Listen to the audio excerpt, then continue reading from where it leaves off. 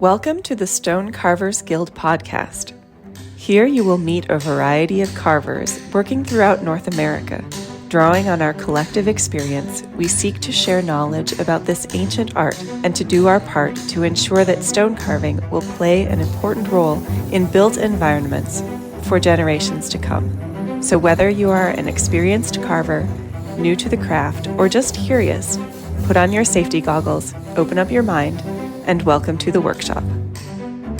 I'm Matt Johnson. And I'm Bethany Lee. And I'm Joel Benorwood. Welcome, everyone. How you doing, Bethany and Joel? Great. I moved a 4,000-pound block of soapstone on Friday. Wow. First time ever that large of a thing. It was exciting. And so when you say you moved it, you used equipment. Oh, maybe I should clarify. Several large men and various machines moved more than 4,000 pounds of soapstone. I didn't lift a finger, but I was responsible for the movement of this large coordinated. block. You're so much smarter than I am. What's the largest block of stone you've ever moved? Oh, by myself? I'm not. Well, with a forklift. Or with a crew. It's always with a forklift.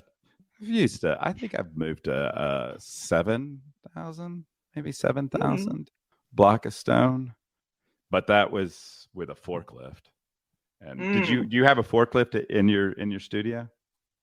No, I have a pallet jack. Wow. So will you walk us through this process? The stone arrived on the back of a truck. Yes. So no, it didn't. I went to the quarry here in Virginia, Soapstone Quarry, with Gary Colson and a couple of guys who have a trailer. And we had an adventure in the rain. They loaded us up with a forklift. And then actually Gary had brought some logs to roll it. So wow. It got loaded on the back of the trailer, and then they had a winch, logs. They got it over the axle, strapped it down, hauled it back to Gary's studio, where he's going to cut it up, and then we're dividing it. And then they got it off the trailer, seriously, by tying the stone to another large block of stone, putting rolling logs underneath it, and driving the trailer out from underneath it. Wow. It was exciting. Yeah. It was exciting. Was it scary? Was there a scary moment? There was several scary moments. Yeah. Wow. It was exciting. And we're going to make lots of stuff out of it. So what are the dimensions? It was a prism-shaped piece of stone. And it's about, it looks bigger or smaller depending on the context, but it was probably about 50 inches long and maybe 40 inches tall on each dimension. Wow. Yeah. So that was good. Do you know like how much a cubic foot of soapstone typically weighs, or does it vary a lot from? I think it's 210 pounds per cubic foot, if I remember correctly. Wow. That's so much denser than limestone. Limestone's about 140 to 150. Yeah, I think. Yeah. Wow. So I want to know more about the scary moments. There were several. Well, the sliding it off of the back of the trailer. No doubt. Did it ever have to just fall, or was there a ramp involved in the sliding off? It was a pretty low trailer, and it was supposed to fall onto these blocks of wood, and it kind of missed the blocks of wood. Wow. But it was just onto gravel. But actually the loading it onto the trailer was the guy with the forklift basically held up the back end of it.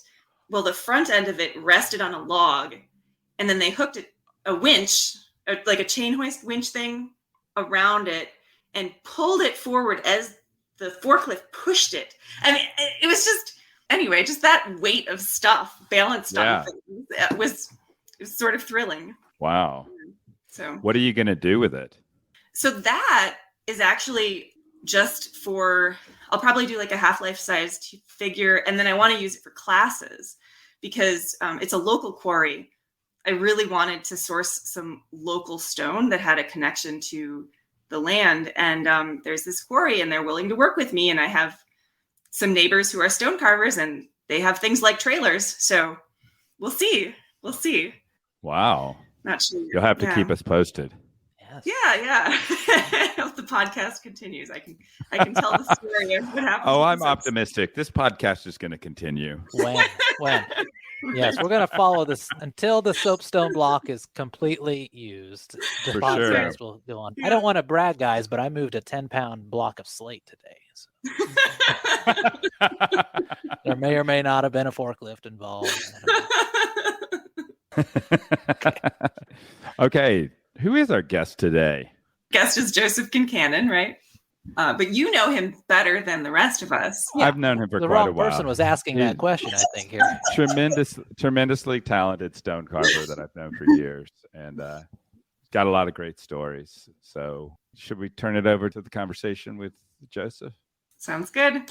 Cool. Good.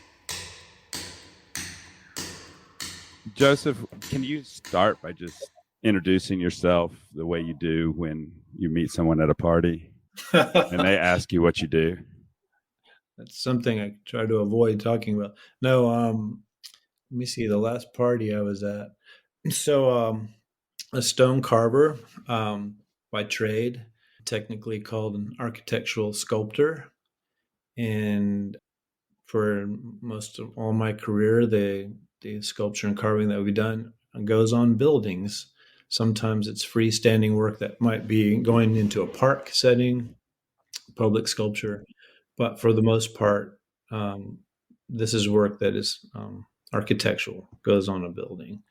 So you can see I'm not really a hit at parties. What's the typical response when you tell people what you do? You know, it's funny. People, it seems like they really don't know how to respond a lot of times. If there are photographs or if it's a shop setting, then people kind of jump on board quickly because it's recognizable. If you live in a city, you've seen this type of work. But generally, the response is, maybe glaze over instantly. and then I'll scramble a little bit to try to make sense of it. Yeah, I mean, mostly if I just start referring to famous buildings that people might know and stone carvers and the like, and then it's something that everybody can relate to. I think mostly people don't believe that we still exist, that there are people who work with hammers and chisels and carve on stone, and it just seems, and we're not seen very much. Most of us, it seems, are cloistered away in our workshops. And so it's always seems to come as a surprise that there are still those of us that do this for a living. So how did you discover that it existed? Fell into it, really. I graduated from high school, and my brother lined me up a job, just a summer job, so I can figure out what to do with my life, at a cathedral in New York City. And I'd lived in a rural part of New England. So moving to the big city was a big deal, but he just got me a job in the gift shop. But it also happened to be the year that they started a stone yard at the cathedral to continue the construction of that building. Back in 1892, it was started, and when World War II started, they stopped construction on it. So it just kind of sat there dormant. And then in 1979, they built a stone yard, and with the idea of building the two west front towers to continue the construction of that great old building. And since we don't really, most of our stone cutters and carvers had died off, they brought over Englishmen and then later some French stone carvers as well. But I just happened to be there, and I saw them, stones arriving and some apprentices standing around before there was even a building. It was just a big block of stone and 6 or 7 people chiseling on it with mallets and chisels. I thought, that looks interesting, Is it St. John's the Divine? Is that the Yeah, cathedral? That's right. St. John the Divine, Upper West Side of Manhattan. It's really gorgeous. Did they complete the two towers, or was it interrupted? No. We worked on the southwest tower and got it to about the halfway point, and then the funds, recession hit in the early 90s and kind of killed that. we had quite a few stone cutters at that point because we had moved into commercial work, just not solely working on the cathedral, but doing work around New York City and restoring churches. Or we added a wing onto the Jewish Museum was kind of a big deal to us. I think it's an old 1890s building, Gothic style. So we were starting to get work around the city. So how did you get out of the gift shop and into the cinema? I felt, I just kind of pushed for it. Well, for starters, my brother worked at the cathedral, and he was one of the early apprentices. So he did well as a banker mason. He was one of the best stone cutters. And so based on his experience, I kind of weaseled my way in. But I had to put a few years in before the door opened. There was a lot of competition to get into this apprenticeship, and it was geared mostly to Harlem and Washington Heights people of color. It was set up mainly for those communities, and so I had to wait a while, and then eventually there was an opening, and they put me on they have these big circular saws, these for cutting stone, the 5-inch diameter blade, and that's what I started out as, a sawyer. But they kind of ribbed me, the stone cutters, because in the gift shop, I took a pay cut to become an apprentice stone cutter. And from going from 2-hour lunch breaks with all the girls in the gift shop versus working with these guys in a stone yard with no heat and for a pay cut, I was like, career choice. But I'm pretty sure I'd be floor manager by now in that gift shop if I'd stuck it out. Yeah, that's how I got into it. Just happened to be there. Do you remember the first, like, how did you move from the saw to the banker? Yeah, I actually liked running the saw. You work alone for the most part, and if you can get used to water raining on you throughout the day, I liked it. Just big stones, and it's nothing like what we have today in terms of stone fabrication equipment. Basically, these saws, we could cut L-shaped stones, and if you can get fancy, trying to cut as much off the stone so that the stone cutters would have less labor. But I was probably on it for a year and a half, and then kept pushing to become a stone cutter apprentice, and eventually they relented and let me in. But a lot of the times when people are on the saws, if they're any good at it, then they kind of, it's hard to get off of being a sawyer because they're a really important link to getting a lot of the work done. So as soon as you get good at it, then you move into the apprenticeship program, and and then a new sawyer comes on board and you have to train them. It seems like that experience that must have shaped your approach to a piece of stone when you eventually did become a cutter. Just the idea of like getting rid of as much material as possible and being efficient about that, it just seems invaluable for that to have that experience. Is that just me being imaginative and romantic, or is there? You do have that problem, don't you? I do. No, I think you're right. I think mostly I was just, kind of taken aback at the scale of the operation. But this cathedral, it may not have been the wisest choice, but they decided to start from scratch.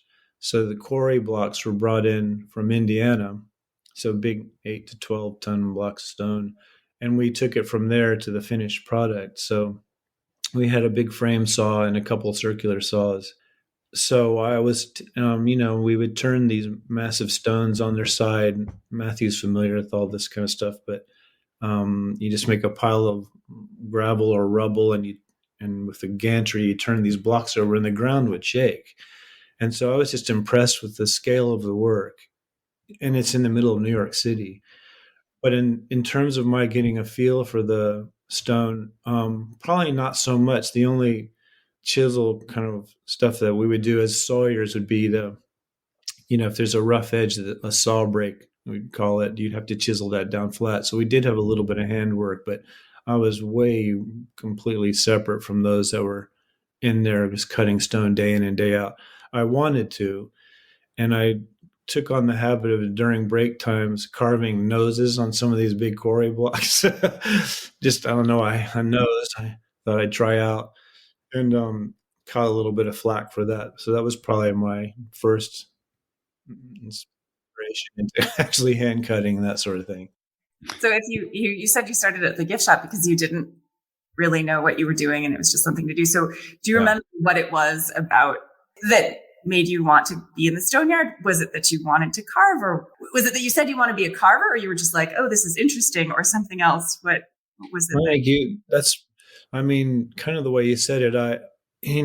Having come from the country and I'd walk around New York City, I'd see these gargoyles. A lot of this stuff is just right down at street level. And I just couldn't fathom, how those things were made. And knowing nothing about it, not being in the stone trade, I just marvel at them. This is what big cities have, I guess. And so when it came to actually, I think what kind of drew me into it was, again, growing up in the country, all the people did physical work. They were like dairy farmers, and I worked on a road crew, so we're just cutting brush and that sort of things. It was all physical work, and the heroes of those communities are working people that do physical work. It's not later it's kind of looked on. People are looked down upon if they did physical work, if they worked with their hands, but that's not the environment I grew up in. The carpenters and people that did timber work, and being rural New England, there was a lot of maple syrup production, and I would work with some of those people once in a while that still use oxen to go through the woods and collect sap. So it was a really rustic world that I came out of, and moving into New York City, I really struggled to find some kind of link. And here are these people working by hand. They're knocking stone around with a hammer and chisel, and that seemed very familiar. So that drew me, the kind of physical aspect. And then, these strange English people, I'd never really been around people from other countries. And you've got one of the older men was from Liverpool, and I couldn't understand him. And all I could think of was the Beatles. Did he know the Beatles or not? Maybe that's why I became a stonecutter. So the whole intrigue of the scale of this building and working by hand and working with people from another country, I was completely swept in by all that. But it was still kind of a continuation of what was already in your blood. And I'd say yes. It was the only work I did as a high school student was to work part-time on farms and that sort of thing. So there was there wasn't a whole lot. There weren't too many choices. And I think my brother was trying to get me out of the country and into civilization. And so hence the gift shop job. In like today's day and age where we live in a digital world, how do you see that play into things in your conversations with people? As we started this conversation with, you're a guy who works with your hands, makes beautiful things, and that has become even more of a rarity as time progresses on. How does that come? Yeah, I mean, I think Matthew we can both speak to this. If you go back 20, 25 years, then before technology kind of overwhelmed the industry, it was pretty tough for stone carvers. I mean, without a steady gig like the cathedral, out there scrounging around to get work on, it was Austin, Texas. After I was in New York, I moved to Austin, and that's a modern city. And so glass buildings, and, they have older masonry buildings, but they're finished, and unfortunately, a lot of them were torn down. But it wasn't an easy route as a stone carver because it takes time. It costs money to do what we do. And those that can scrounge their way through and make it takes a lot of hard work and time. But I will say, as far as the kind of technological advances that have happened in last 10 years or so, I figured that was the death knell for what we do. And I'm finding that it's kind of on the contrary, all of a sudden these big stone mills are taking on big carving jobs because they have robots that can actually do it. It's a little bit more affordable. They used to stay away from this kind of work for the most part, in my opinion. And now these big carving jobs are coming on board, but they need carvers to do the finish work because the robots just can or cannot do it. They can't do what we call undercutting and all the kind of, the more finer nuances of hand carving. So we're getting all of a sudden requests from mills for finished carvers to go in and follow the robot.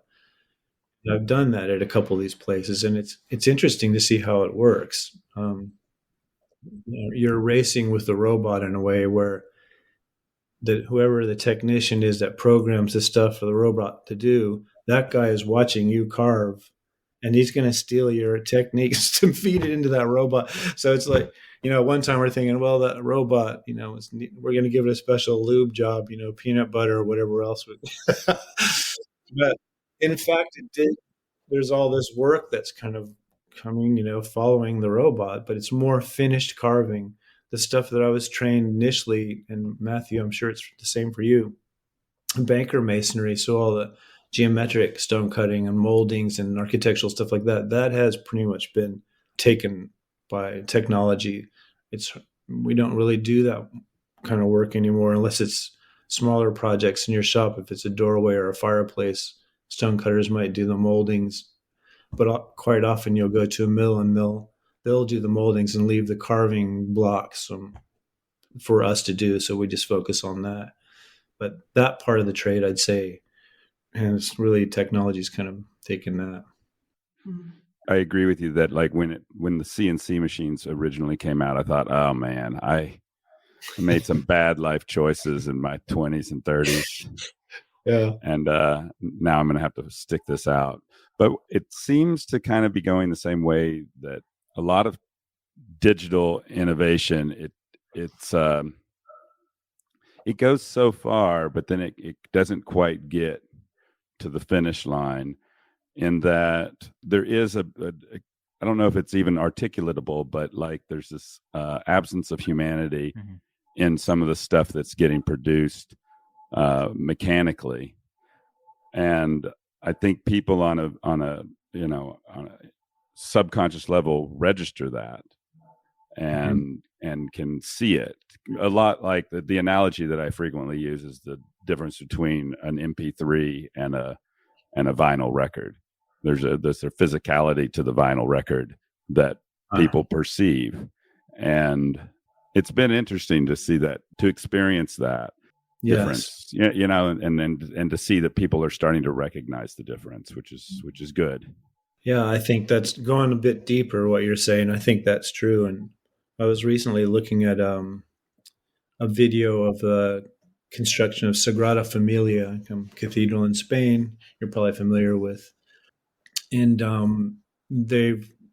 I think they have another decade or so to complete this building, but they're using all the latest technology.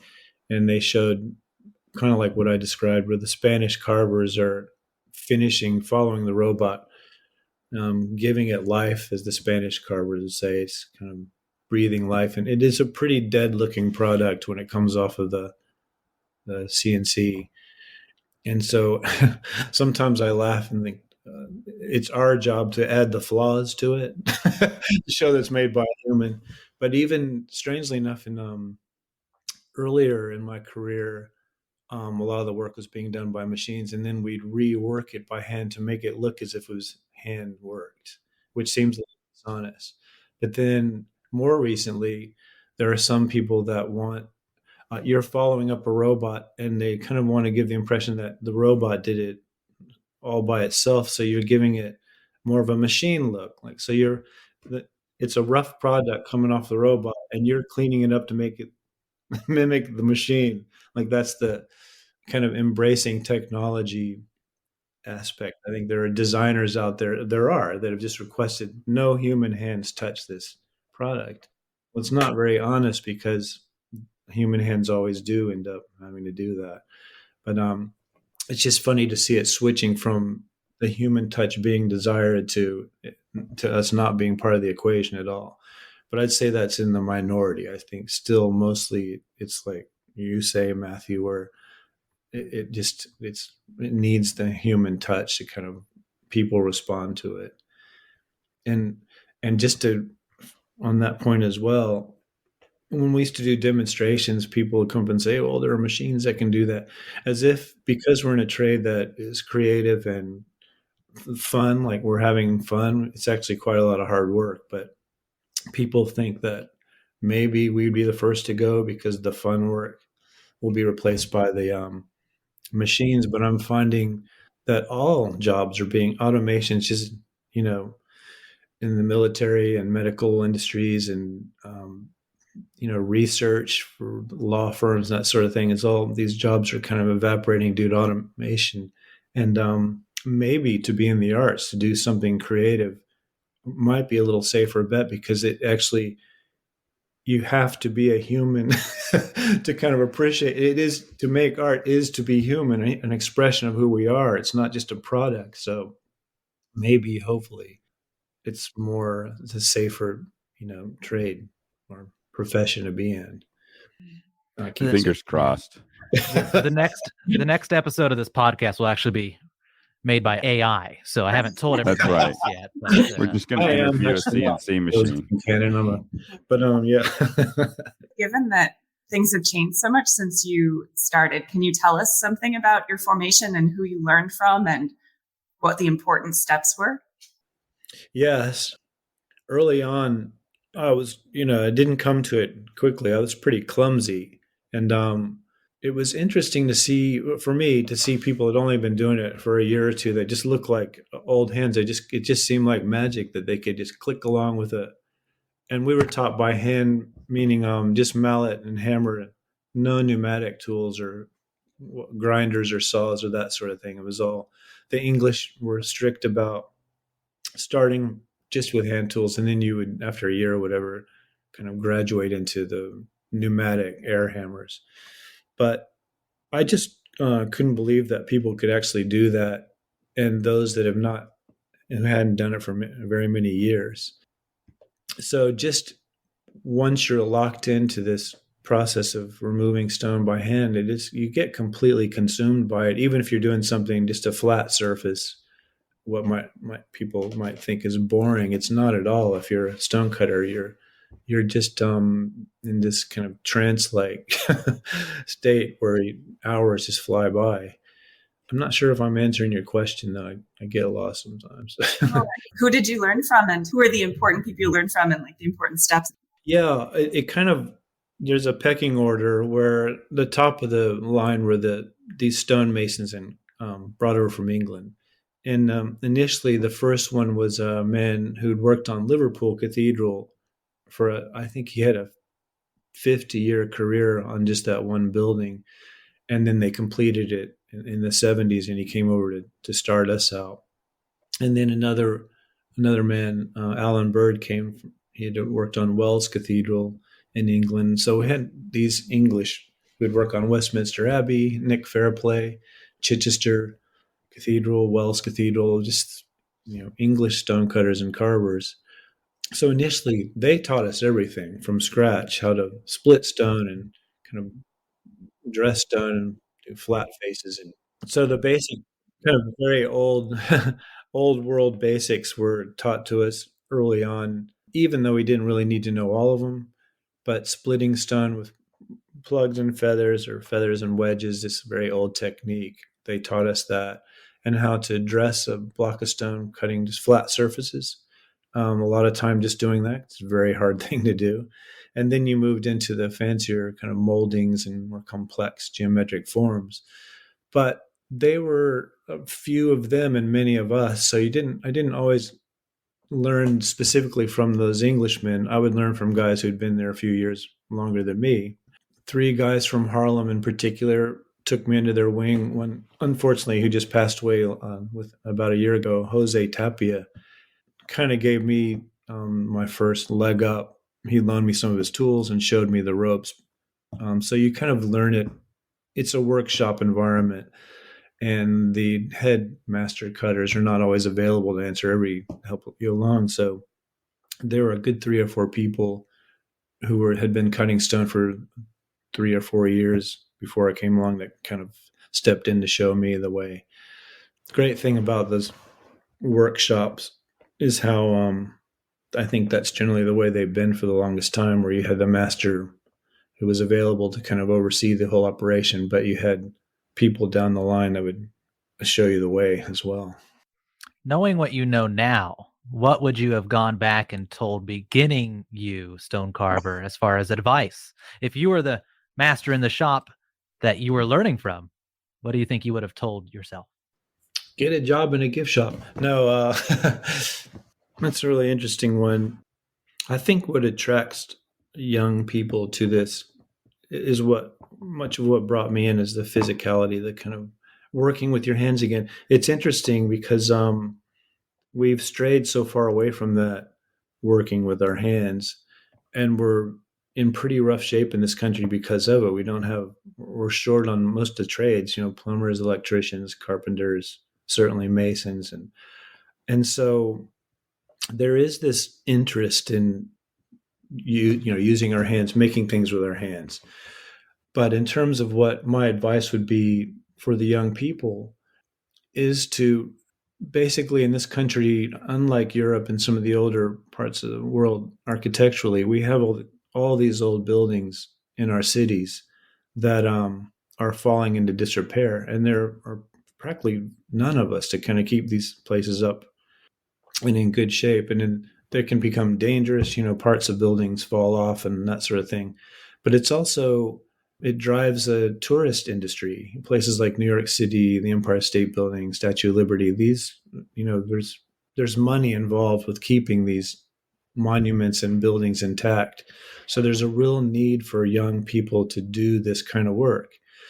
And I think it's interesting work. It's a lot of times it might be an old gargoyle that's dangerously weathered and it has to be taken off the building, and you carve a new one in a workshop and you replace it. So the variety of work is great and the scale of work is great. And I think that for the most part, a lot of the techniques haven't changed a whole lot. And I find that what attracts young people to our trade is that there's almost this kind of monastic approach where initially, basically every stone cutter in a shop has their own workbench, a banker, we call it, and they get a block of stone and they're working on that stone for, it could be months that they're working on it. So there's a real attraction to working in a creative medium, but also just not having to, sometimes just working on your own. You always have to work in a team, mostly with other carvers. So all our work has to kind of work together. But I think that's a big draw, is just working with your hands. It's creative work and it's for a good cause. It's keeping these old buildings up and running. And there's a lot of new construction, I'll say, maybe because of technology.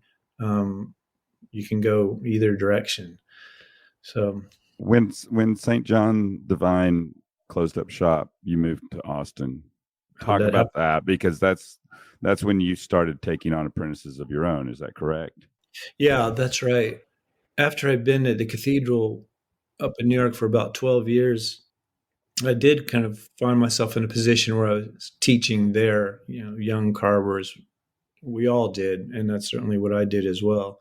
But when the money dried up, my wife, Holly, who I met at the cathedral, is a preservation architect at this cathedral, and she was working on churches around New York City. She is a native Texan. And so when we decided to leave New York, she wanted to get back to Texas. It's one of the limestone capitals of the country, and her home. And so we moved down there to start our own business. And Texas has more stone carvers, and Indiana and some other places actually has a community of stone carvers, but it's hard to find them. And so we ended up training, and mostly they have their own shops. So we started training people in Austin. And for some stupid reason, maybe we had our shop in Austin, which is a difficult place to have a stone cutting shop because we make a lot of dust and it's not the cheapest place. But but we always had an influx of people interested in cutting stone, so we didn't have to really go out and seek people out. They'd come in, and we'd start them out kind of as an apprentice thing in England, where you carve a cube of stone, and then from that cube you carve it into a ball. And if they can survive that on their own time, then we'll throw some work at them. And that's how a lot of people came through our shop. Probably 15 or so stone carvers came through, and some of them worked there for 10 years, or some only a couple of years. But yeah, you have to train our own. Are you still there at that shop? No, moved to Savannah, Georgia, and decided to move back east because, well, Austin was becoming a very expensive place.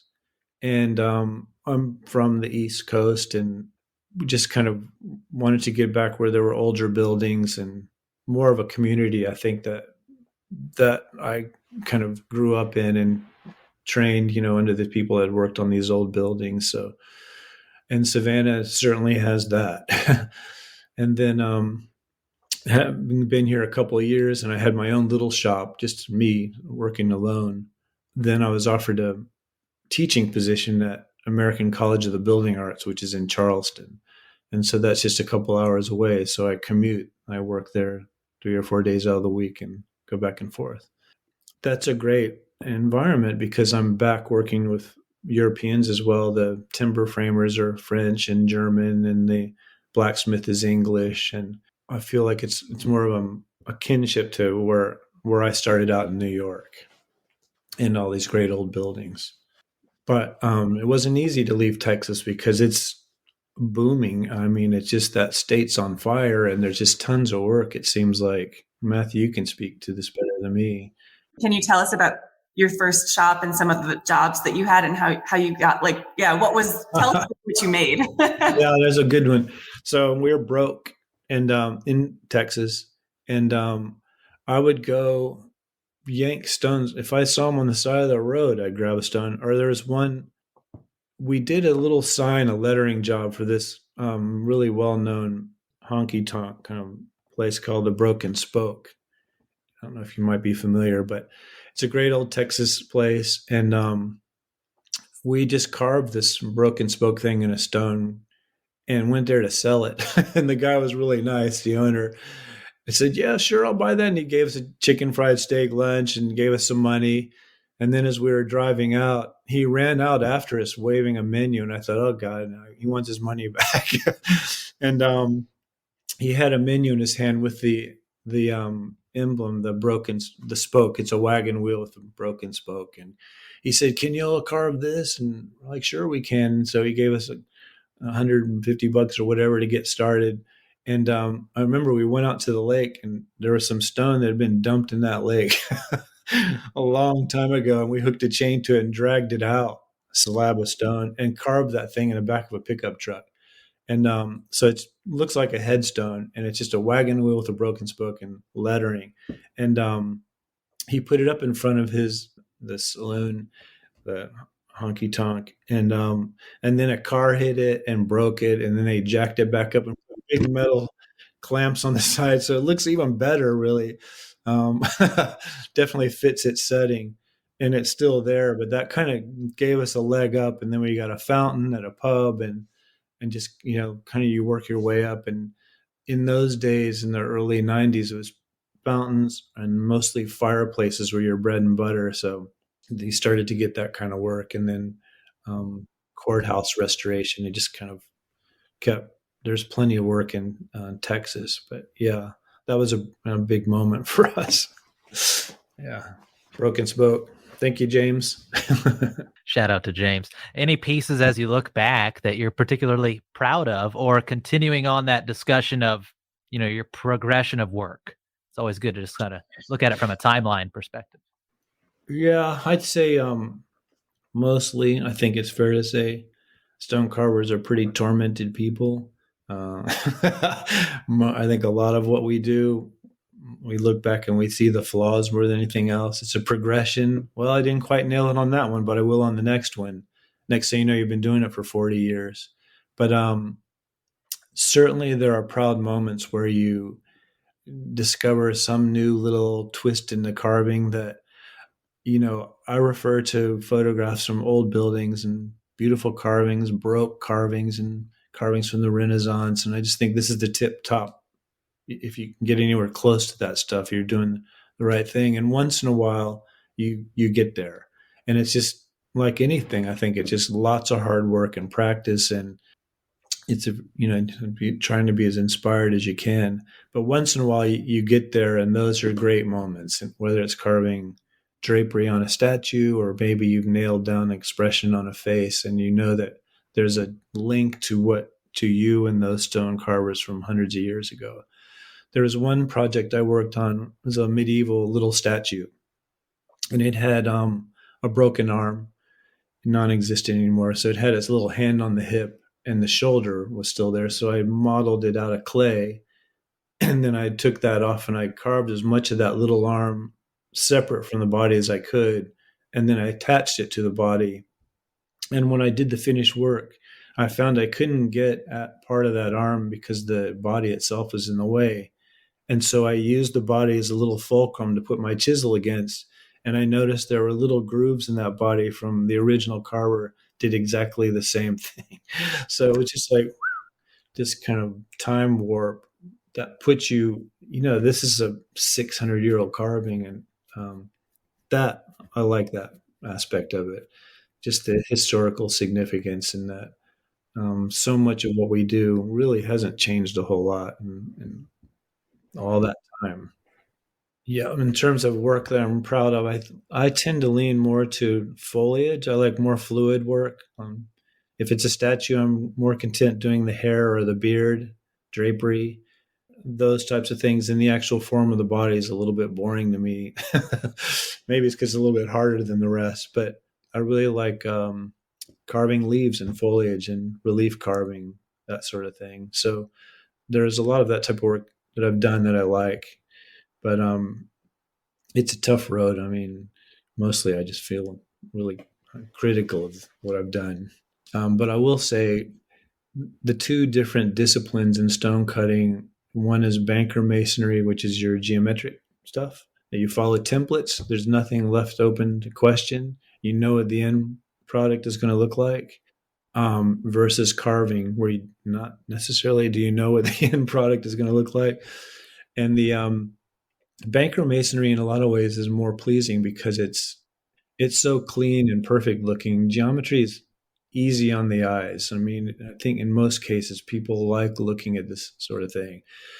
Whereas carving is a crapshoot. I mean, even though you prepare with drawings and models, in the end, in the process, you might find some other way, that something that you like that you discover in the stone, so you go with it. So you still find yourself out there in no man's land.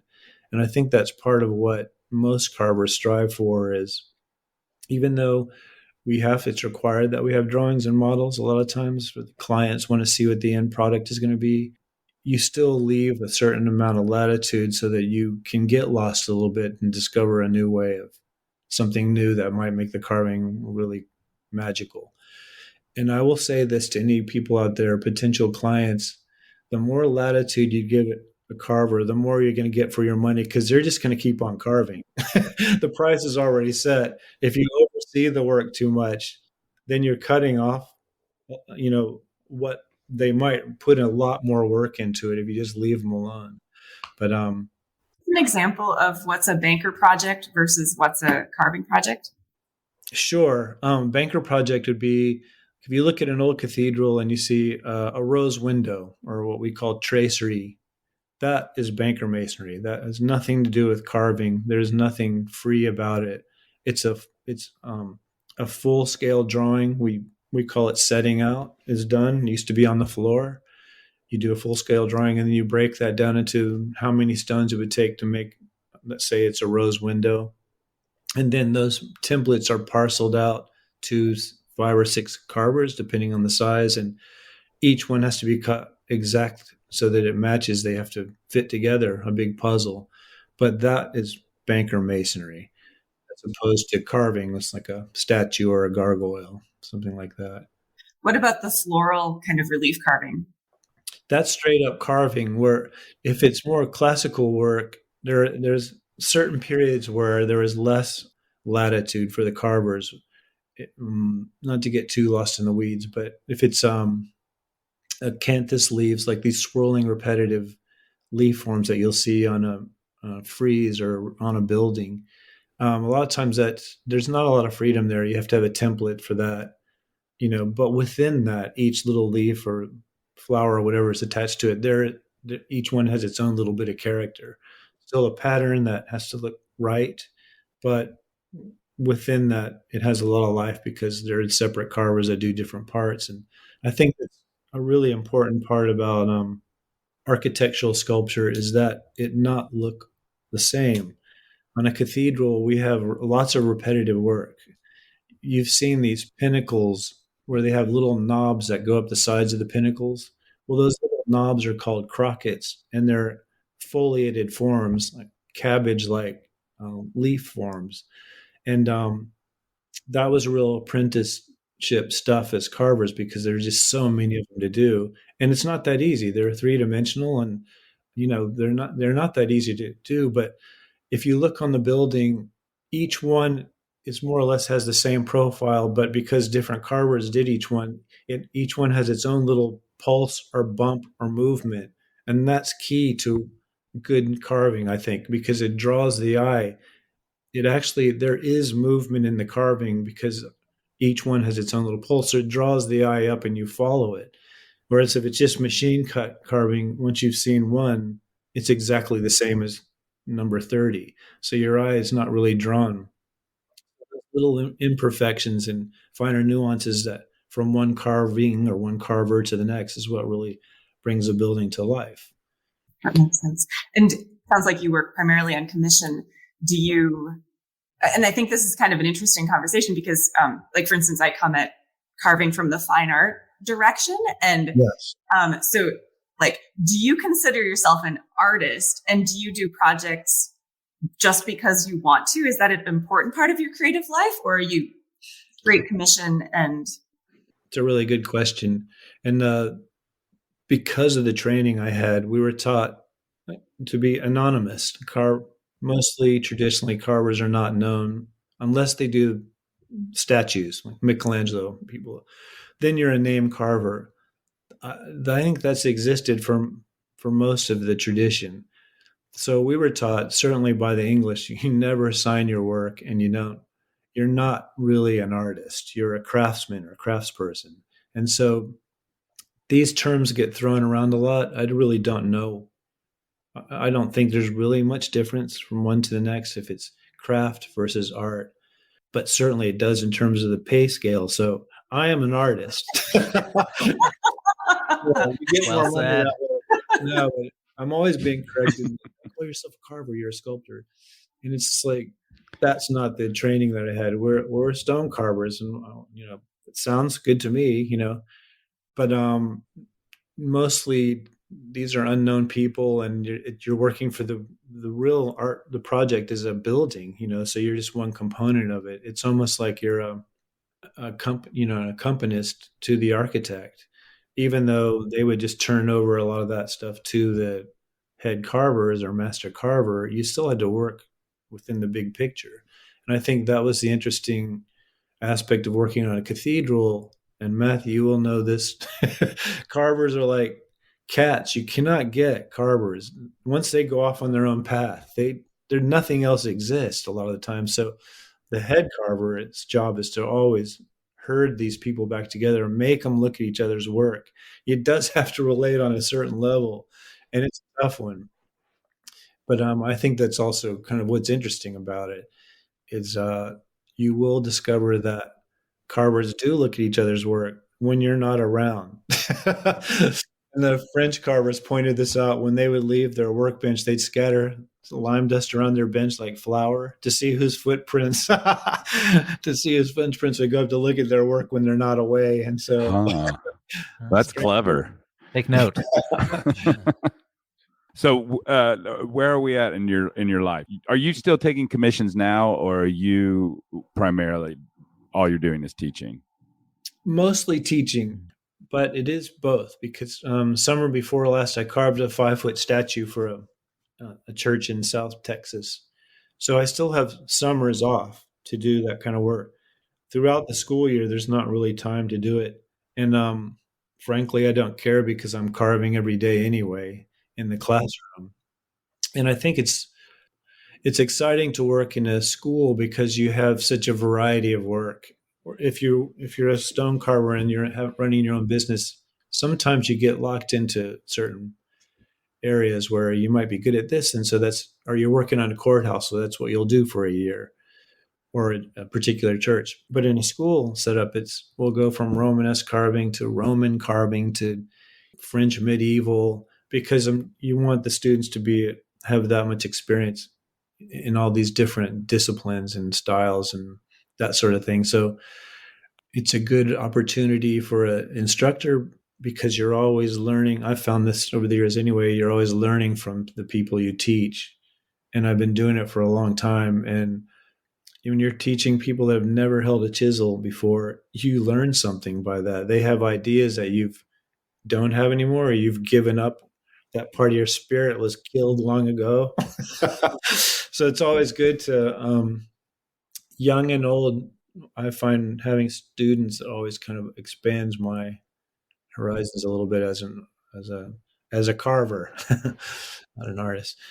But so in answer to your question, Matthew, less work on my own, kind of out of my own little shop, and it's more within the classroom.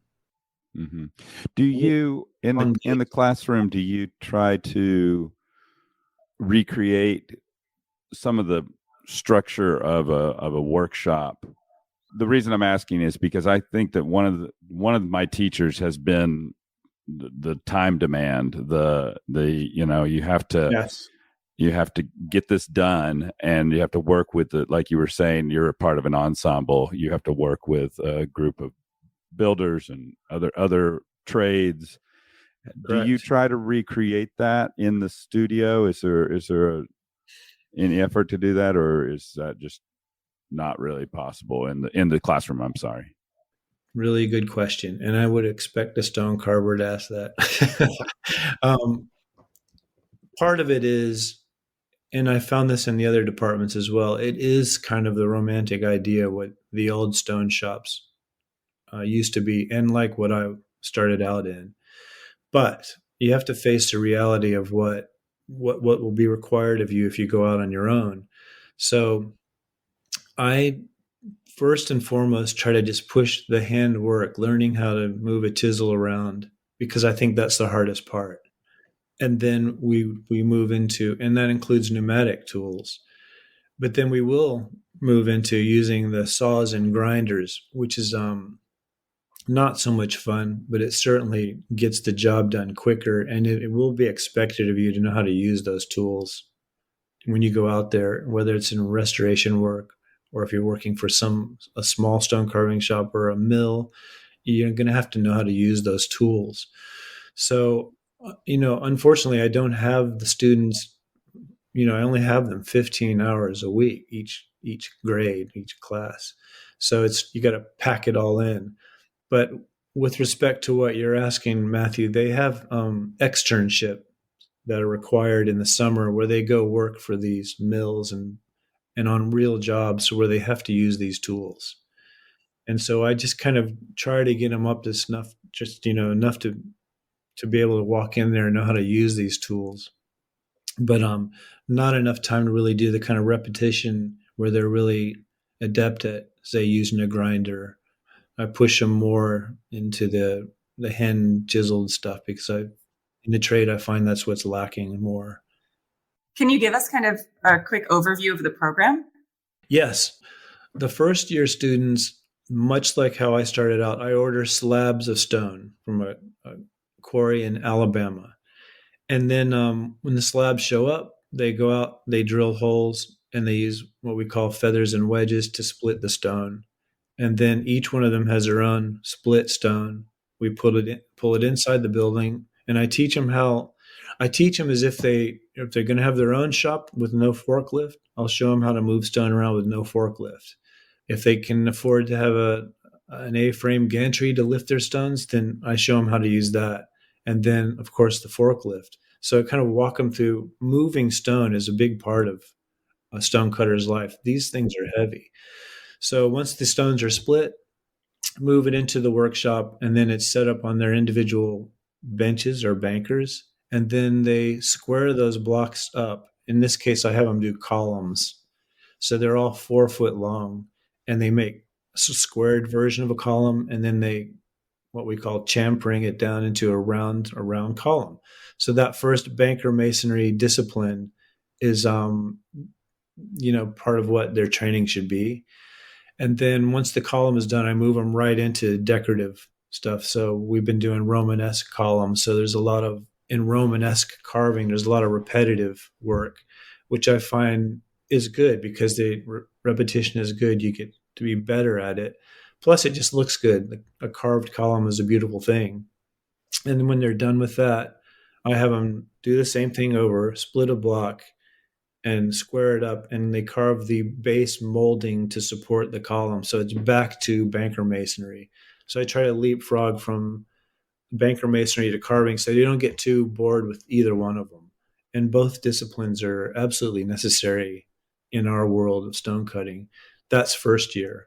In the second year, they do the capitals. Before you go into the second year, Yeah.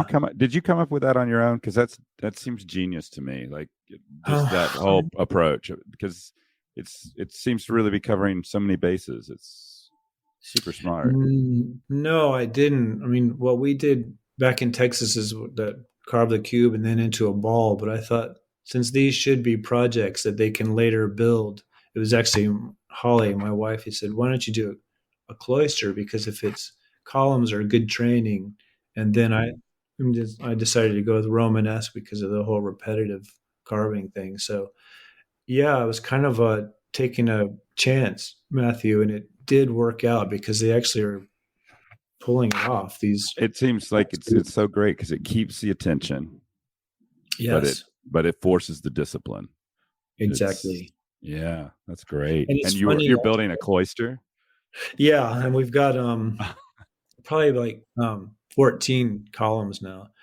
And so it's funny because some people prefer the banker masonry and some prefer carving. It's just interesting. It's just what we are as human beings. Some people really embrace the geometry and the clean kind of approach to cutting stone, and then others want to get crazy and just carve wild things.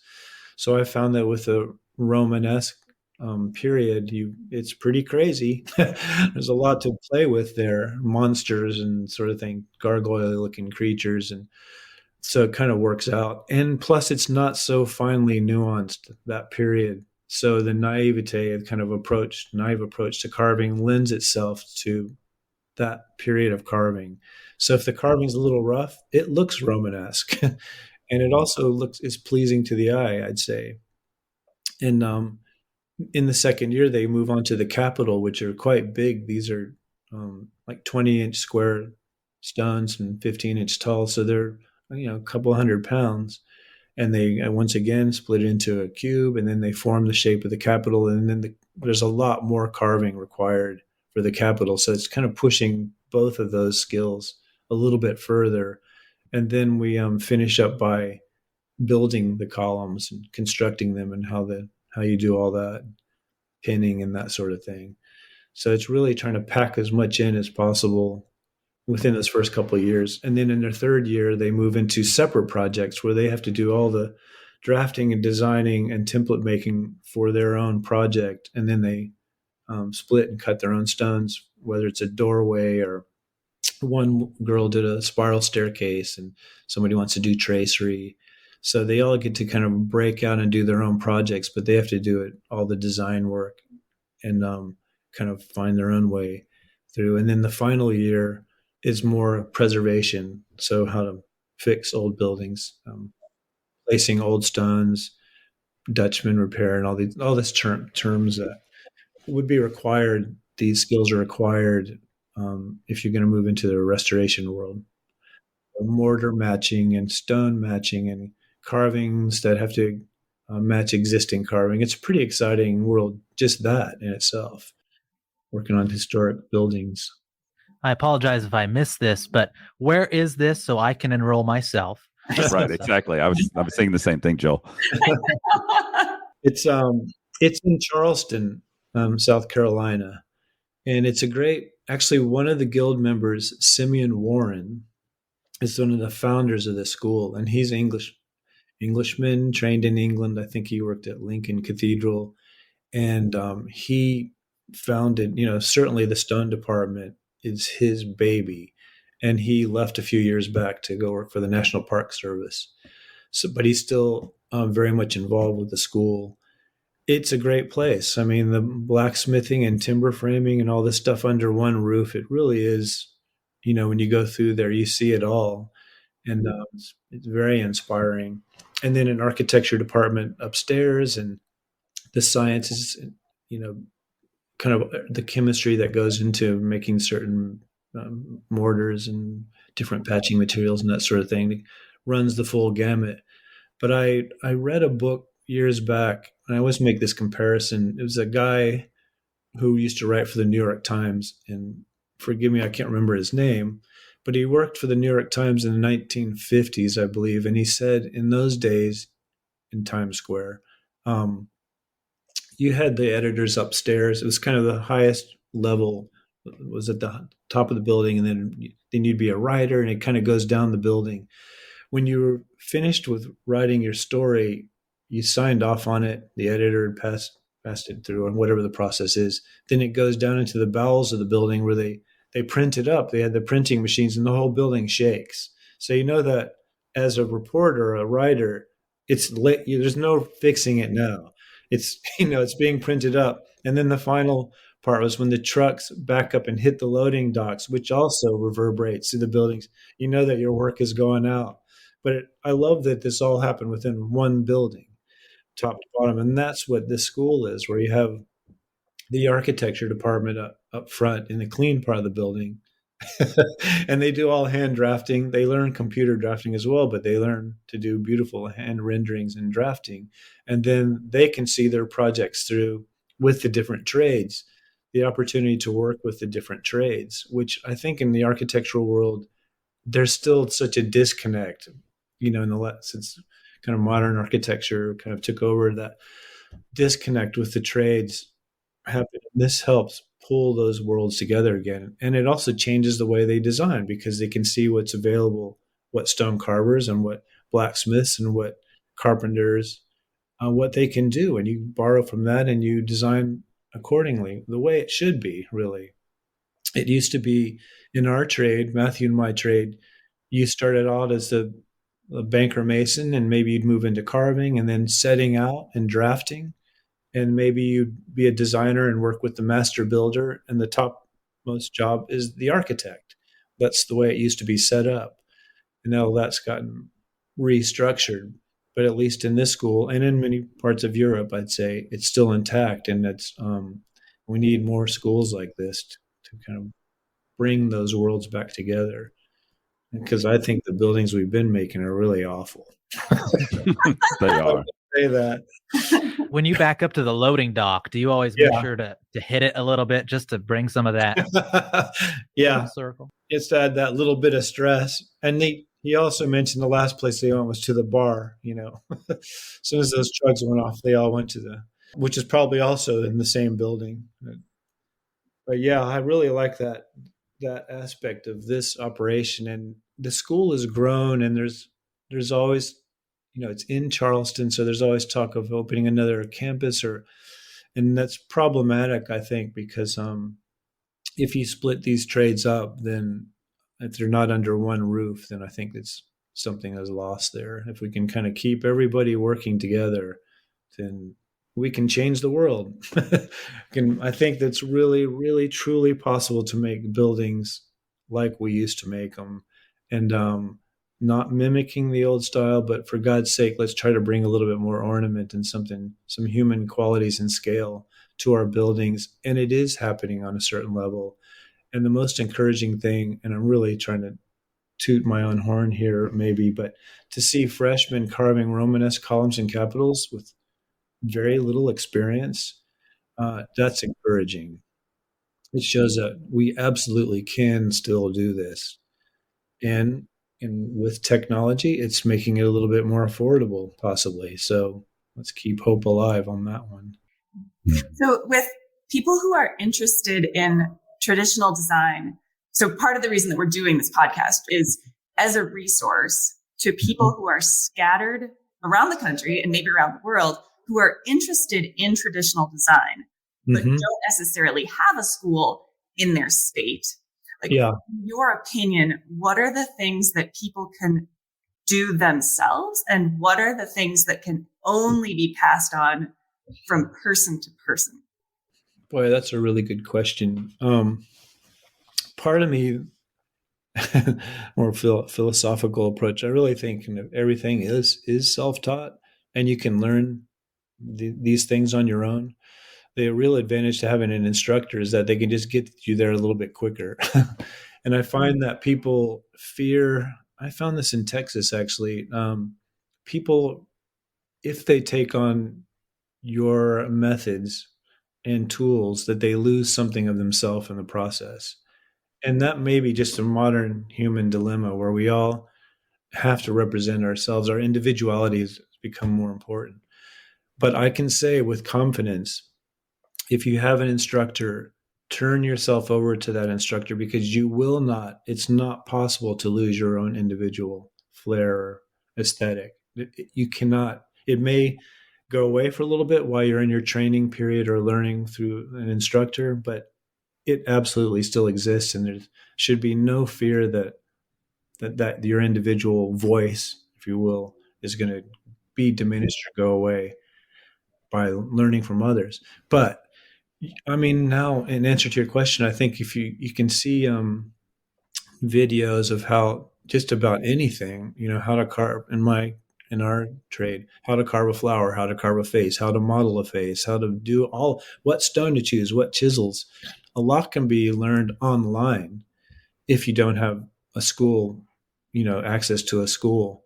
But and I think, speaking for the stone carving world, we don't need a whole lot. A block of stone and a handful of chisels, and you're off and running. You don't need any fancy machinery, unlike a lot of the other trades where you depend on other trades to kind of finish your work. Not in the stone carving world. We take a block, we do the finish to its finished stages, and then stick it outside and hose it off with a garden hose, and not call it quits. There's no fancy finishing work or anything like that. So it lends itself to someone who's teaching themselves, with all the YouTube videos and references that you can get through photographs. I think you can learn a lot on your own. If you want to plug into the trade to work with those that have been in it a while, then obviously you have like the Stone Carvers Guild and something like that you can plug into.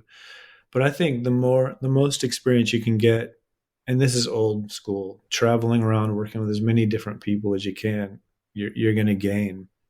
It's the old journeyman kind of, once you got your training, you go out into the world and you go from one place to the next and learn. And that's great benefit to that. And I will say also that the students at this college, one of the externships is to go to England. So they have the opportunity to work on one of 11 cathedrals, and it might be repairing steps or a railing or carving some foliage on a capital or a gargoyle. There's a wide range of possibilities that just kind of opens the doors to see how other people do these things. In fact, I will plug this one school in City and Guilds in London, which is kind of sometimes students leave this school and go there to get their master's, where it follows up where you're learning wood carving and stone carving and plasterwork and painting and all these things at that school is great. It's very similar to the one I work at. We just don't have enough of these schools. So Matthew needs to get on it and get his built in Texas.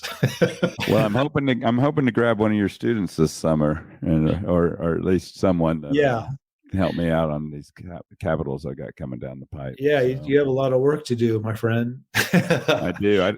There's a total of 8, but I've successfully gotten Bob to take 4 of them, so I have 4 Ionic capitals to do, and just 4. Just 4. And so, if I may, Matthew's talking about ionic capitals, which I'd say that falls into the category more of banker masonry, where they're beautiful and they're not that easy to do, but you are following a strict pattern and Right. a series of templates. There may be a little foliage carving on them, but I love them actually doing ionic capitals. Yeah.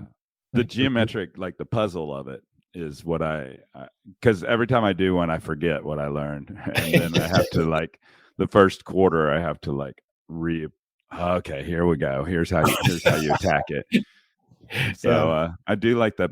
I when you were talking about the appeal of some people find the banker work and the cutting work as appealing as a ornamental elaborate carving.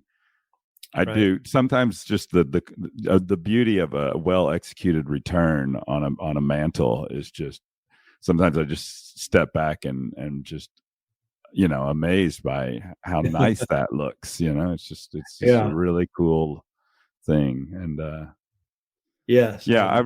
think this program that you're describing sounds fantastic. I'm pretty jealous. I wish I was 20 years old and could enroll. Well, we have older people that go there.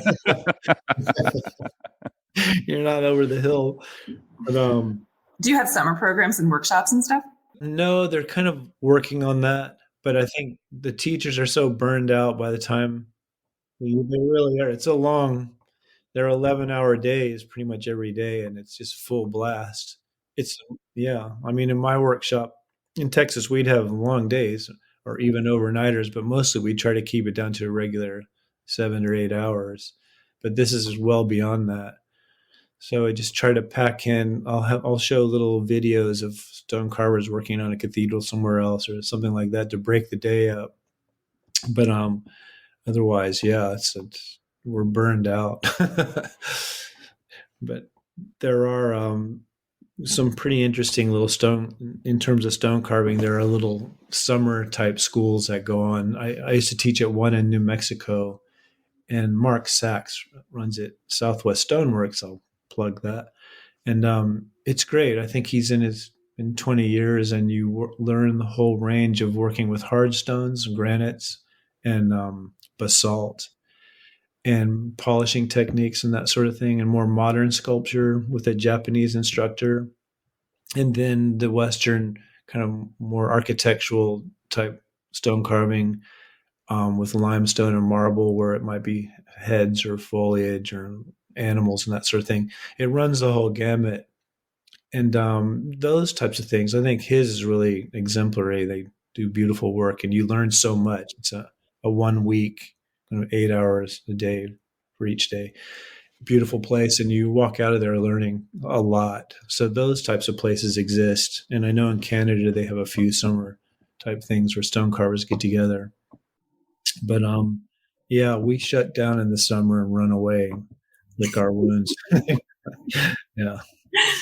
I was going to say, before you run away, is there any, as you're teaching students and you think back to, is there any skills, any sort of concepts that are both, they seem to grab onto very easily? And are there any skills, concepts that are harder to teach in your experience? Yeah, that's interesting. They do seem to grab a hold of the masonry approach more, where it's straight up geometry. So it's a lot of repetitive work, but they tend to grab a hold of that because you know at the end what it's going to look like. Carving grabs people in general more. They all want to be carvers, and then kind of do the creative work, but it'll bog you down. Like if you're carving, one of them's carving a dog, and you get caught up in that, it's great. It's always great in the first stages where the form starts to emerge, and then when you get down to the detail, carving all the hair or whatever, then it's just plain work.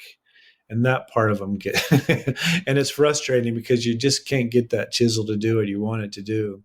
But there's so they'll get discouraged. But the moment, it's like for me or anybody who's been doing it for a long time, the moment you do get it, that's a great moment. And then there's no stopping them. There are some of the students where I have to work really hard with them because they get frustrated, and sometimes, frankly, it's just a little bit boring. But when they do latch onto it, then then I'm trying to keep up with their creative energy and feed it, kind of help them along a little bit. And there are others that just immediately are like that, where they latch onto it and they're often running and experimenting, trying this and that, and it's just great to watch that and just be there to assist them. Try this chisel, try that. Here's a little example of what you might help you along, and it takes on its own life quickly. I'd say it's a pretty quick learning curve, carving stone, but you got to not get lost in the weeds. And I will just say one thing. One of the tools that we use is I think it's an old 18th century tool called the pointing machine, which is basically this strange looking device that it's like a three-dimensional ruler. So you have a model, plaster model, and you put this device on it, and then you take a measurement from the model and you put it on the block of stone, and you're carving according to where this thing points you, pointing machine. So from a carver standpoint, it's not the most exciting point because you become more of a technician than a carver. You're not really inventing, you're copying a model. But it's funny how the mind works, where you just can't possibly think that you should go as deep into the stone as this thing is telling you to do. Because as carvers, we just kind of whittle our way down, like peel it like an onion. One statue might be actually 6 statues in one. But this pointing machine forces you, and it's not intuitive, to go way deeper than you'd think. But the Italians utilize this tool a lot because you don't get lost or so frustrated. You just say, I'm going to do 20 points a day. And if those 20 points mean you leave at 2 o'clock, then you leave at 2 o'clock. If it means you leave at 10 o'clock, then you leave at 10 o'clock. But at least you've got something to hold on to, because carvers they can get lost out there, and before you know it, a lot of time has passed, and then you get frustrated and your work will suffer, and you'll suffer. So it's interesting that there are these different techniques that can it's all how the mind can get through this stuff. Yeah. So I teach these students how to use that, and not to get too technical, but a lot of people don't want to use the pointing machine because you're relying on, they used to have model makers. It was somebody's job to make a clay model, and then the carver would just copy it. And you'll see it on these old buildings where the carvings tend to look alike because one hand did all the creative work, or fewer hands. And the carvers were so good at what they did, they just make exact copies. So I found a lot of sculptors would do like just a rough version of a model, or just something so that'll get the form quicker by using the pointing machine, and then they have to make it up. The last 20% or whatever, they're back to doing the creative part of it. So they try to instill that, kind of push that through a little bit, so that they don't get bogged down by the labor, but also that keeps the creative parts of it moving forward. Joseph, I just wanted to say thank you for thank you joining us, and this has been really interesting. Glad to do it. Really appreciate your questions and what you're doing with this. I think if you said all of this at a party when somebody asked you what you did, I think you'd have the whole crowd would be around you by the end. No, I'm usually the last one. I think anybody that kind of does creative work, once we get on the same page, then it's, whether you're a painter, a carver, whatever, then there is that commonality. But I think it's so important to see these shops and how these individuals work. Like Matthew's shop, the work that these guys do is not seen enough. And that's one advantage of a school like this, is quite a few people parade through, and you never get the opportunity to see this because a lot of these shops are hidden off in rural areas in Texas or Indiana, and carvers tend to kind of be, I think I can say, loners a little bit, and so it's just, people don't really have the opportunity to see how these things are made, and that these shops do still exist, and they're quite busy and interesting places to see this kind of work. And I remember this one little anecdote back in the cathedral where carvers would feed off of the energy of one another. It was almost like cicadas where, it slows down and then someone is doing something quicker and everyone gets louder. So the rise and fall of the cacophony of chisel sound kind of rises and falls. I always thought that was interesting.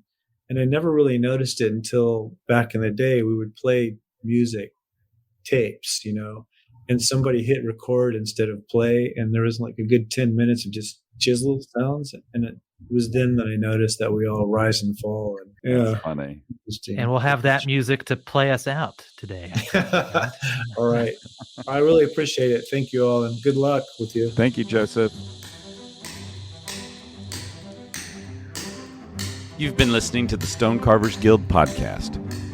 We hope you've enjoyed this conversation, and we hope that you will find us online at stonecarversguild.org. There you can find photos showing some of the things that we discussed today, additional information about our guest, and if you're so inclined, ways to get more involved with the Guild and our ongoing activities. And of course, if you've enjoyed this podcast, we hope that you will subscribe and rate us on the podcaster of your choice. 5 stars, please. We'll be back in a month with a new episode. So until then, keep your hammer up and your chisel sharp.